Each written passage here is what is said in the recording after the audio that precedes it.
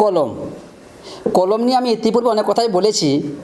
আজও একটা কথা বলি যে আমার এই 33 বছর বয়সের যে অভিজ্ঞতায় অনেকগুলো নির্বাচন দেখেছি।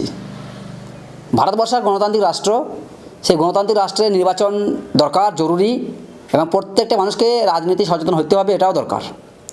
এই রাজনৈতিক বাতাবরণে যতবার নির্বাচন হয় ততবার দেখি কিছু মানুষ খুন হয়ে যায়। আমার বক্তব্য হচ্ছে এই খুনটা করে কে আর হয় কে? যে হয় এবং যে করে এবং যে করায়, তিনজনাই কিন্তু আমার মতোই কোনো এক অবুঝ ভাই, যার ফলে এই খুন খারাপিগুলো হচ্ছে। বড় বড় রাজনৈতিক নেতা নেতৃত্ববৃন্দ তারা কিন্তু সৌজন্য সাক্ষাৎ বলে ঠিক টেবিলের তলায় একসাথে বসে আনন্দ করে, উল্লাস করে, তখন তাদের মধ্যে কিন্তু এই খুনোখুনি হয় না। তো এই যে খুনোখুনিগুলো হচ্ছে, এদের রসদ যোগায় কে? আমার বক্তব্য হচ্ছে মস্তানেরা, গুন্ডারা যদি চাঁদাবাজি করে খুন খারাপি করতে পারে, তা আমি আব্দুল সাত্তার আপনার ভাই চাঁদা করে ভিক্ষা করে জাতির উন্নতি করতে পারবো না কেন?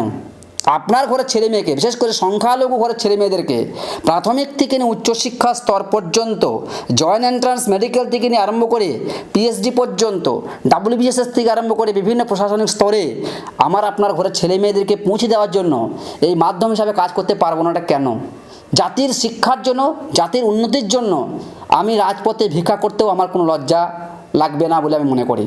এটা আমার দৃঢ় বিশ্বাস। আশা করছি আপনারা আমার কথা বুঝতে পেরেছেন। যে যাই বলুন না কেন, কলমের বল এমন একটা বল, এই কলমই পারে একমাত্র দেশের আমূল পরিবর্তন ঘটাতে।